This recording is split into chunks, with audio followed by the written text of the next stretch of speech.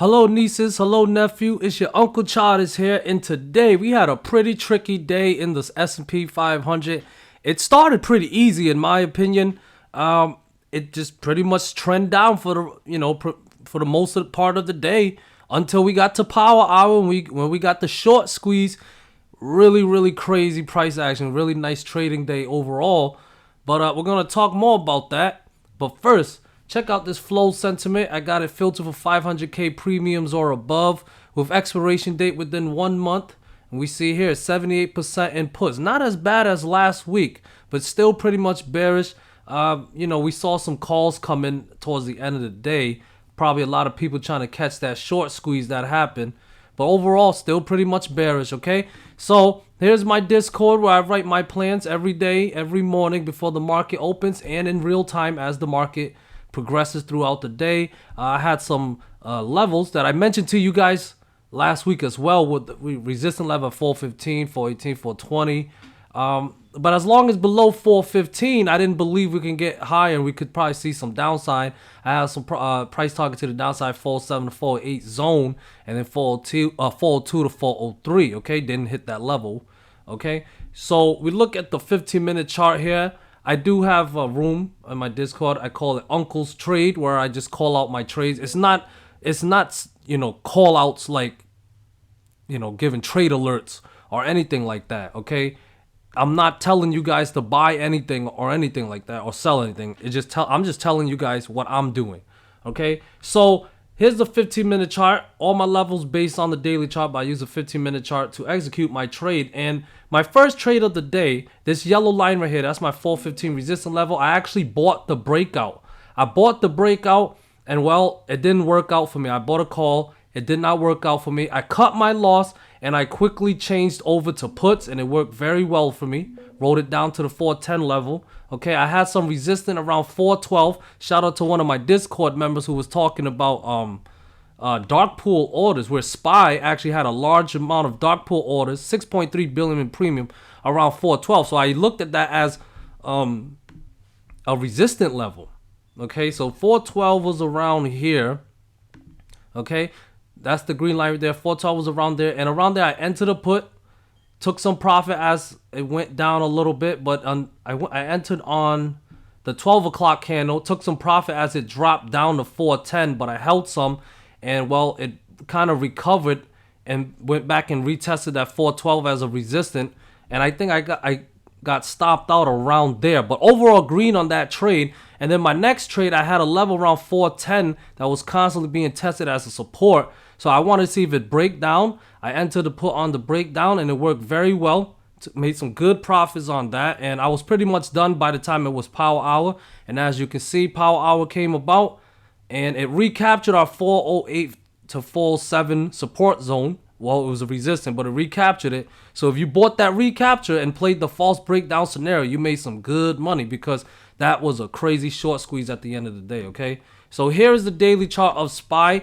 This is the triangle pattern that I've been watching for quite some time, that I've been tracking.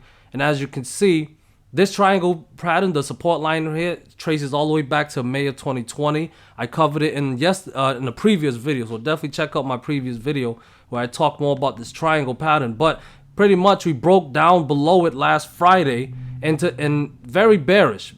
Okay, so I had resistance at 415. That was the big level that we lost. If we would have cleared 415, we probably could have tested 418, 420, and back test this breakdown of this triangle pattern that's around 423.3 now, because it slopes up. So today was 423. So tomorrow it's gonna be about 423.2. All right.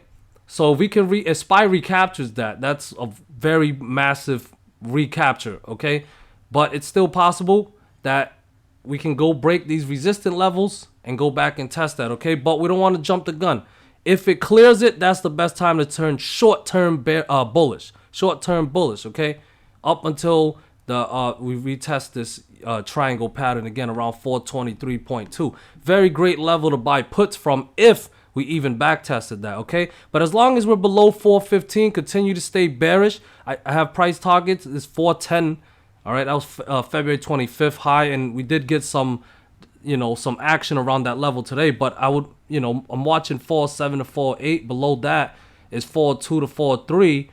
And then below that is around 400 for the gap fill. And of course, we got more downside targets if that fails as well. 394.5 all the way down to 384.9, possibly 380.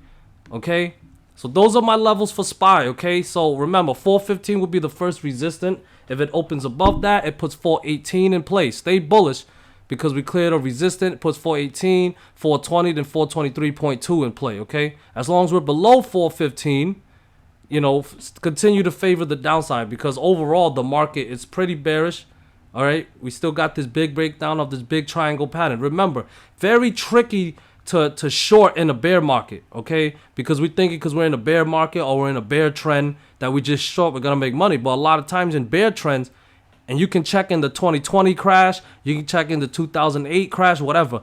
In bear market, the short squeezes are violent, guys, and they come out of nowhere.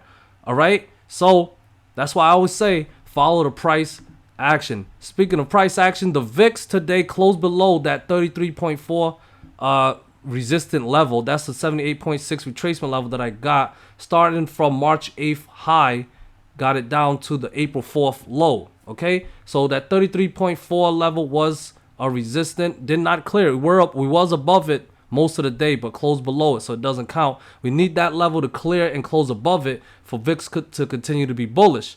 Okay, but as long as below 30.23 is the next support, with 28 below that, then 25.7. Okay, guys, triple Q, it came right. Well, it lost that 317 support level last week. And, well, today, we can see at the end of the day, in hindsight, that it recaptured it. And it closed just below that 5-day moving average at 318.73. So the triple Q can clear the 5-day moving average. That would put 322.5, 325, then the big one at 329.9 in play. Okay? If triple Q is back below 317, that's bearish. Okay? Above 317, bullish. Got to clear 318.7. All right, below 317, that's the best time to turn back to bearish. I got support around 311.4ish. It held well today, and below that's 307.3, then 304.8. All right, Dow Jones, it managed to bounce all. I had support around 325.5ish, bounced there, and managed to recapture 329.64. Okay, so the next resistance is 333. As long as above 329.64, 333 is next resistance, and if that's clear, 335, then 338.8. Best time to turn bearish is if it closes or goes back below 329.64. Okay, I got Tesla here. It managed to stay above that 872 support level, my 61.8 retracement level. It technically closed below it last week, but it managed to recapture today and test that 200-day moving average currently at 905.48. So we need to recapture that level tomorrow for Tesla to continue to be bullish. Putting 925 in play, then another test of the 50-day moving average at 936. And if that clears, a big bounce up to 978.5 is incoming, all right? Apple, man, it washed below that 78.6 retracement level at 156.5. I did have some support around 154.5. It washed below it a little bit today, but managed to bounce from there and close above 156.5. 200-day moving average is my next resistance at 159.3, and if that clears, 161.5, then 165 is back in play. Best time to turn bearish is below 156.5. Play it down to 154.5. 152.5, then 150 is my downside target. Okay, so one more to go. IWM, what's IWM doing? Okay, so it lost a critical level last week around 185.5, washed below it, got close to our 182 support level, didn't quite hit it but close to it, recaptured 185.5 and tested our 187.89 resistance. So if IWM can get above 187.89, I'm bullish on it up until 190, then 191.11, and what else we got here? And then another resistance around 196. Okay, if we lose 185.5, that's the best time to turn back to bearish. All right, guys, that's all it is. Uncle Charters is not predicting anything. I'm just simply pointing out the critical key levels that we need to be watching, and just react in real time. Okay? So that's all it is. That's the price action analysis that I got for you guys. I hope you found some type of value in it. I'm doing my best. And just remember, Uncle Charles loves you. Peace.